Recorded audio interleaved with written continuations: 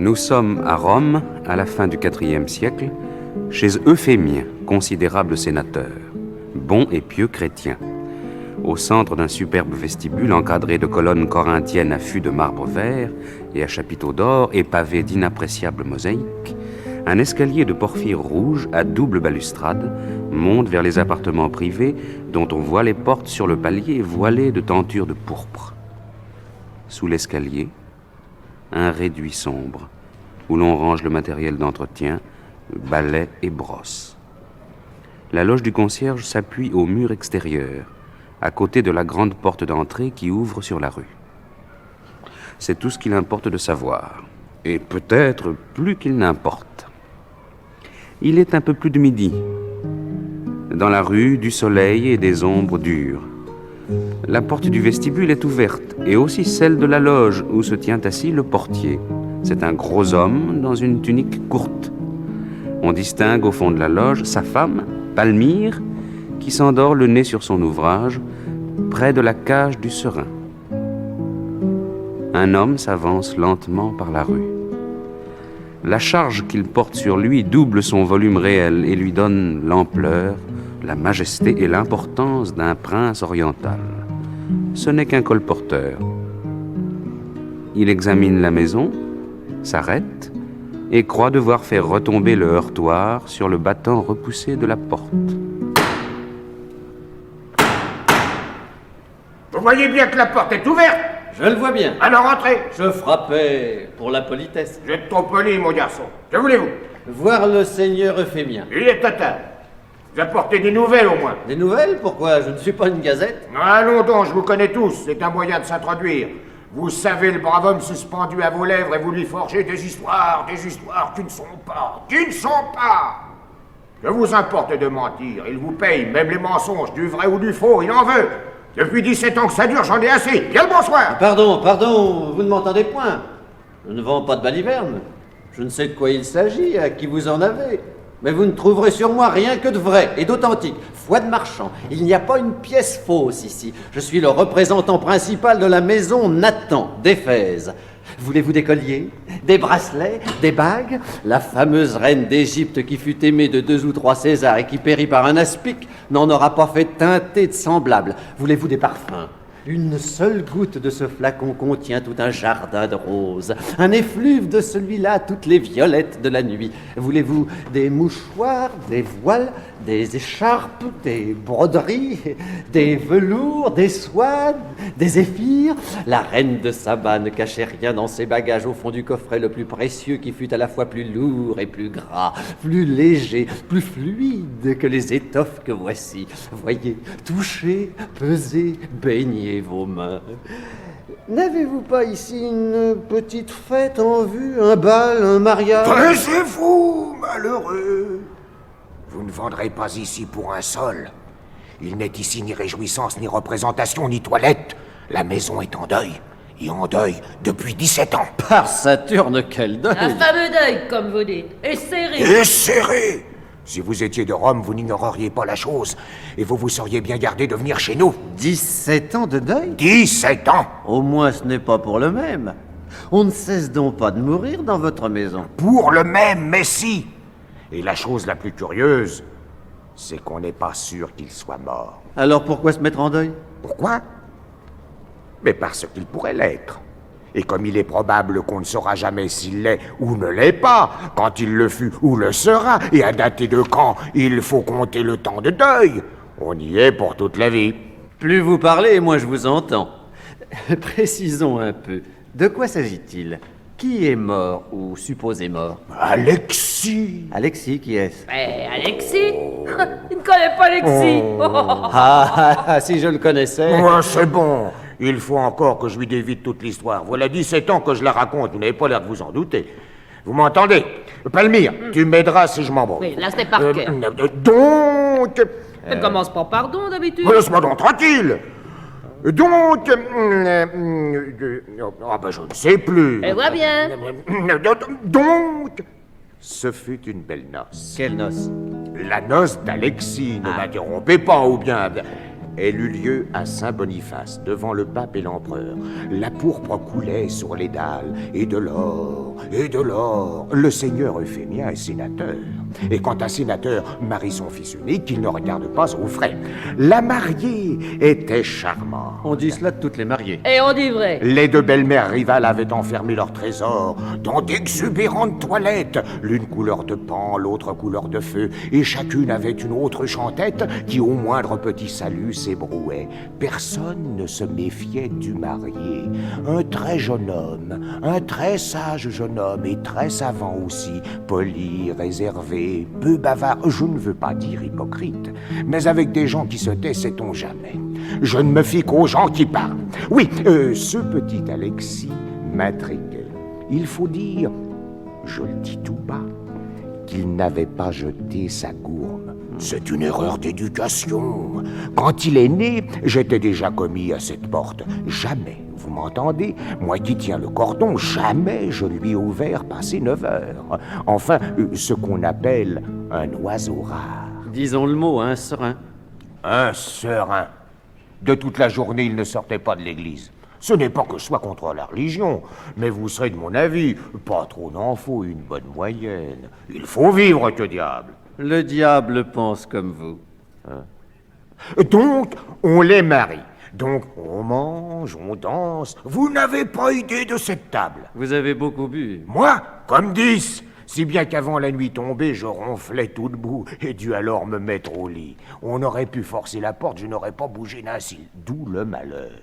Quand je me réveillais au petit jour, toute la maison était en tumulte. De la cave au grenier, le père, la mère, la belle-mère, les domestiques fouillaient et retournaient les chambres, les cabinets et les placards. On tirait les meubles pour voir derrière, on démontait les lits pour voir dessous. On me fit grimper sur le toit, monsieur. Personne, plus personne, le serein s'était envolé. Quel serein? Mais le marié. Avec la dot. Non pas. C'est ce qui sembla drôle. Avec la dot, ça peut se voir et à la rigueur s'expliquer. Mais sans la dot... Il rejoignait une autre femme? Ce fut ce qu'on crut tout d'abord, malgré les protestations de la jeune épouse sans lettre, qu'il avait eu le fond de prévenir de son départ et qui n'osait encore rien dire. Elle le savait depuis minuit.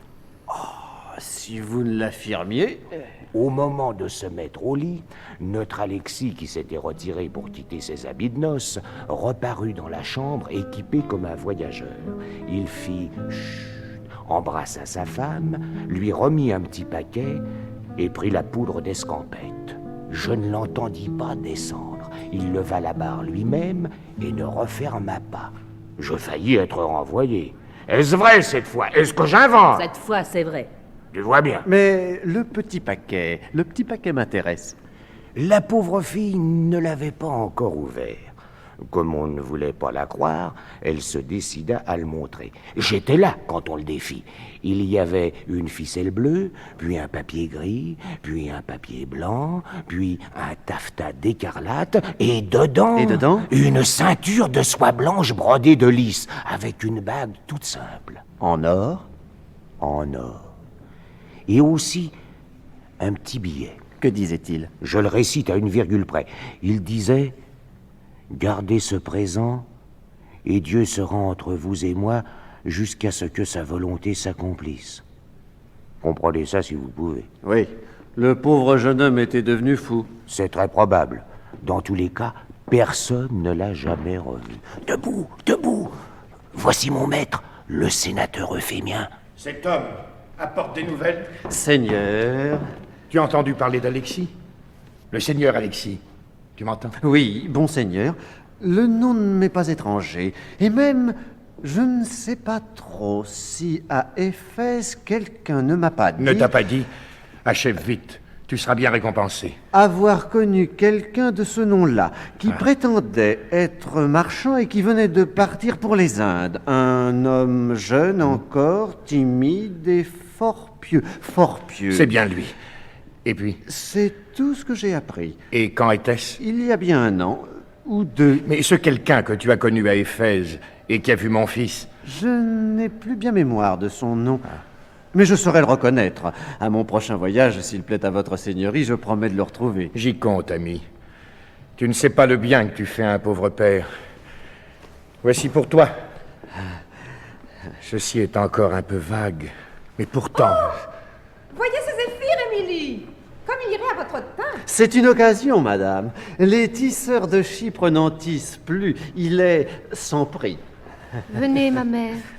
Vous savez bien qu'il ne peut être question de Zéphyr. Il en sera bientôt question, ma belle. Si, comme je le crois fermement, nos 3 envoyés nous reviennent dans le courant du mois, nous apportant l'attestation formelle que votre époux n'est nulle part, c'est qu'il est au ciel, ma chérie, ou au purgatoire, ou même en enfer, il le mérite. Mais le Seigneur est indulgent. Il aura pardonné, ma bonne. Du moins, à ce moment-là, quitterez-vous le deuil. Vous m'en avez fait la promesse. Vous êtes donc d'avis, mon père, que cet homme a pu voir quelqu'un qui serait sur la trace d'Alexis? J'en suis d'avis. Dieu ne peut toujours décevoir ce qu'il aime. Que dites-vous? Nous disions, ma mère, que rien ne nous fera désespérer.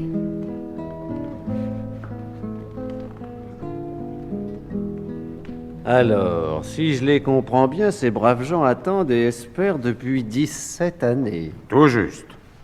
Et grâce à vous, ils continuent. S'ils commençaient à se lasser sur le chemin de l'espérance, les voilà repartis. Savez-vous que vous mentez bien? C'est pure charité. Oui. Pour vous-même. Soit. Revenons à nos moutons. Que sait-on de votre Alexis? Rien. Moins que rien. On a d'abord pensé le rattraper sur le bateau où il est sûr qu'il a pris place. On nous l'a signalé à Smyrne, puis à Brousse, puis dans le Taurus, et puis en Arabie pétrée. Nos proconsuls d'Asie mineure y ont tous perdu leur latin. Alors on a dépêché à ces trousses 3 envoyés extraordinaires. Ils ne sont pas encore rentrés. Depuis 17 ans? 15 ou 16. Et ils ont pris le goût du voyage. Et comme ils ont un crédit sans limite sur toutes les banques de l'Empire, ils seraient bien sûrs de rentrer. On n'en veut pas un 4e? Je rends la bourse et je rembarque immédiatement. Trop tard. Le périple touche à son terme. Sans cette maudite tempête dont vous avez eu sans doute à souffrir, il serait déjà là. On les rappelle? À son corps défendant, le vieil Euphémien a dû pourtant consentir à le faire. La jeune femme est au désespoir. Elle a sans doute la vocation du veuvage. Pleurer 17 ans un époux qu'elle n'a même pas connu. Elle n'en plus. Elle avait goûté du mariage. Elle n'eut pas si longtemps regretté son mari, je vous le promets. Merci pour moi. Mais pour en revenir à Notre-Dame, une sainte celle-là, monsieur. Elle appréhende avec effroi la date du retour de nos envoyés extraordinaires, et je ne suis pas éloigné de croire qu'elle leur fait tenir telle gratification supplémentaire sous condition qu'ils ne rentreront point. À chaque fois qu'on les attend, ils lèvent toujours quelques nouvelles pistes. C'est en Scythie, en Éthiopie, en Bretagne. Bref, tout est remis en question. Et la vieille, avec sa tour de faux cheveux. Dame Sophie, elle s'est mise en tête de remarier Émilie. Elle l'a tant persécutée que la jeune veuve, sans l'être, pour avoir la tranquillité, a promis de quitter le deuil sitôt que les envoyés rentreraient et de considérer à cette date Alexis comme mort et honnêtement regretté. Pour moi, bien que je ne sois plus très jeune et que la paix de cette loge convienne à mon tempérament, j'avoue qu'il ne me déplairait pas, ni à ma femme, de voir un peu de monde ici. On a besoin de s'aérer, tout sent le moisi, la prière, le jeûne. Vous ne jeûnez pas très souvent. Qu'en savez-vous? Vous n'en avez pas l'apparence. Enfin, un peu de musique et de danse, des fleurs, quelques pourboires. Ah, on vous demande, monsieur le portier.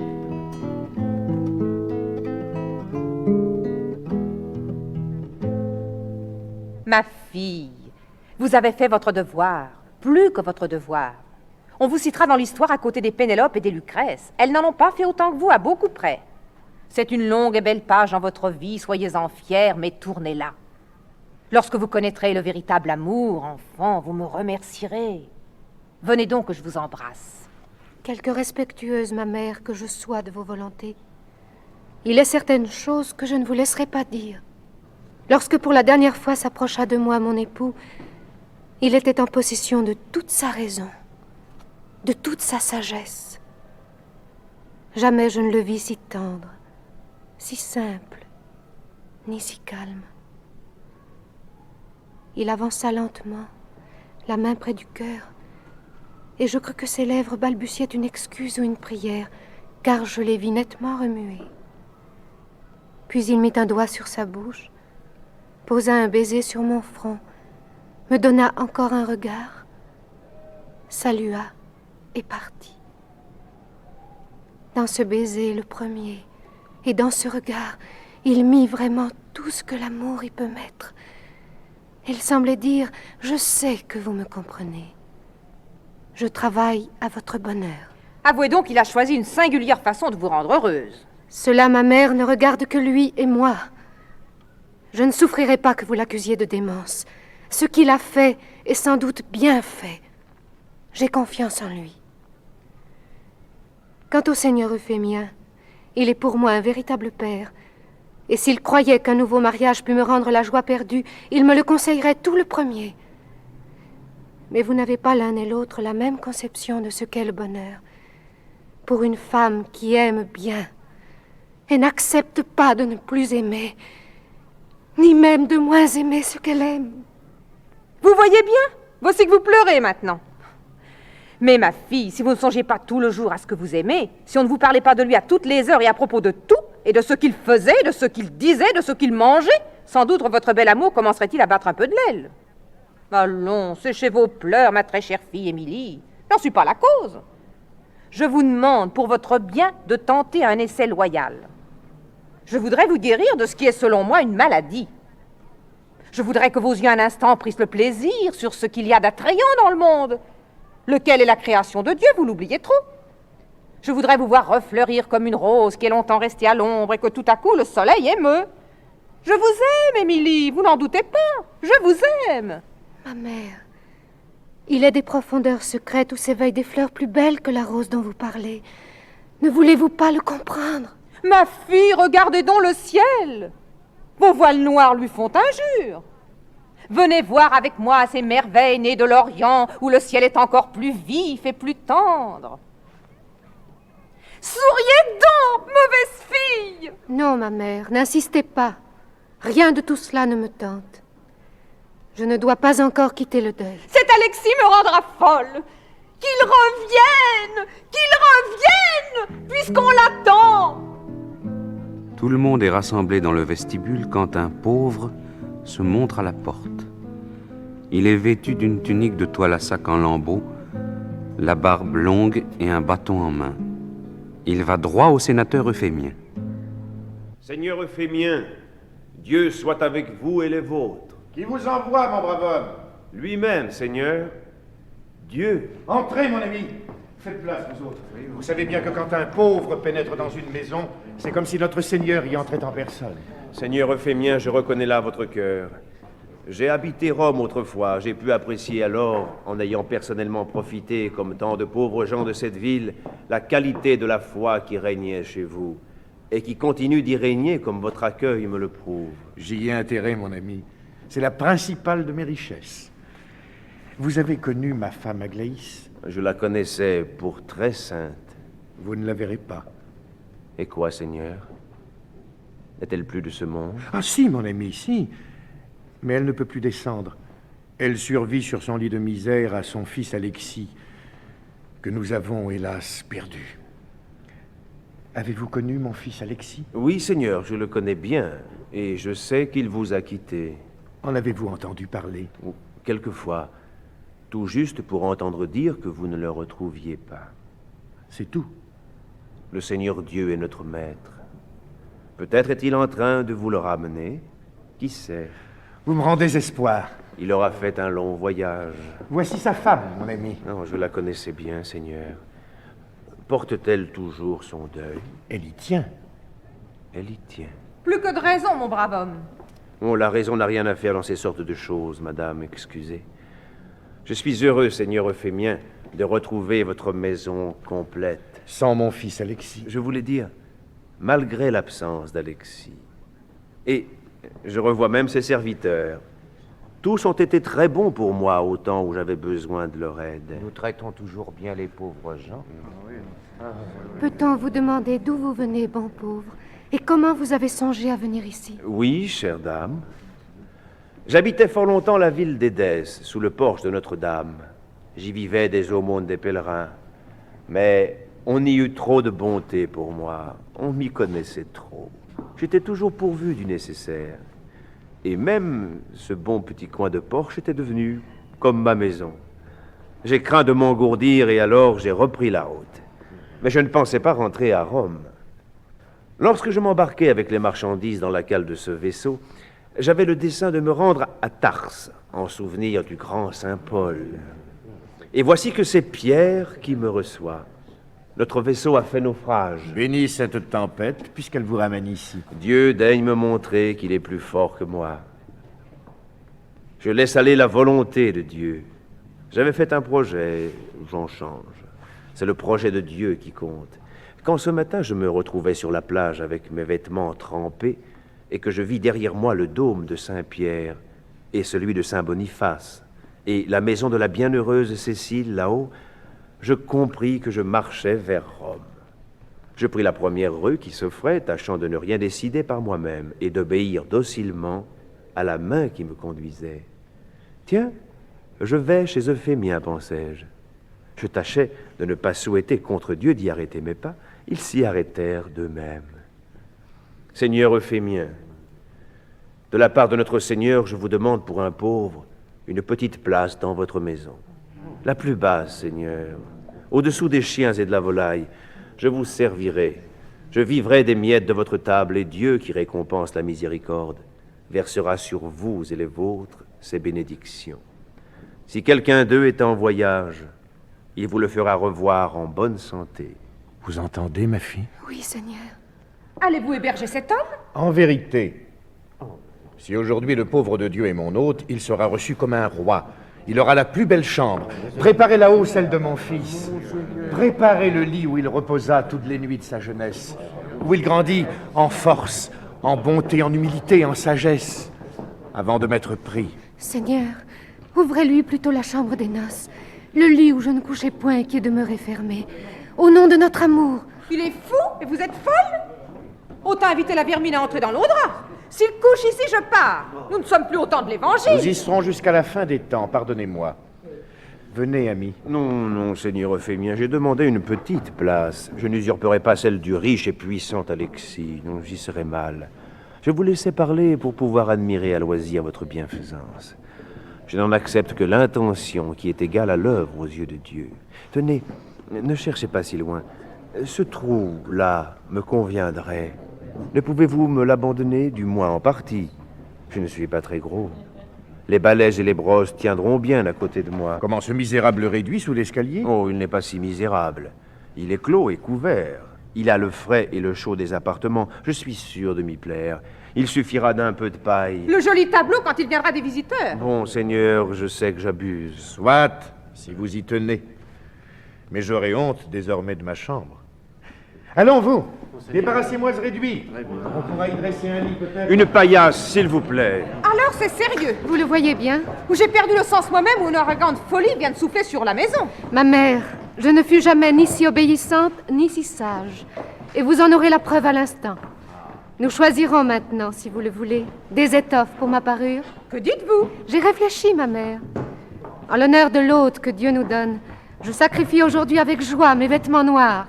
Oh, je n'essaierai pas de comprendre. L'important est que vous les quittiez. Venez, marchand, nous serons par là plus à l'aise. Oui, madame. Montrez-nous ce que vous avez de plus beau. Très bien, madame. Bon, voilà qui est fait. Et vraiment, je vous relègue ici, pauvre homme. Seigneur Euphémien, voulez-vous éveiller en moi le démon de l'envie? Votre main. Et priez pour moi. Portier, je vous le recommande. Vous serez son voisin. Ne le laissez manquer de rien, surtout. De rien, Seigneur, soyez tranquille.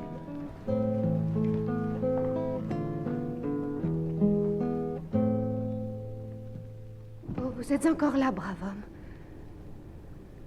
Vous vous étonnez de cet ornement. Ne croyez pas que mon cœur ait changé. Mais quelque chose vient de se passer dans ma vie que vous savez peut-être mieux que moi. Et que, Qu'est-ce donc? Comment le saurais-je? précisément, je ne le sais pas bien moi-même. Plutôt une vision qu'une réalité. Et l'ombre de la chose que la chose même. Mais qui me gonfle toute l'âme. Si vous ne pouvez m'éclairer là-dessus, il est préférable que je me taise. J'en ai déjà trop dit. Vous ne répondez pas. Je suis un pauvre homme, madame. Et je n'ai en moi de lumière que celle que veut bien y verser notre Seigneur Dieu. Je ne sais guère que prier. La chose est parfois difficile dans l'excès du malheur. Mais je sens bien que mon malheur s'en va.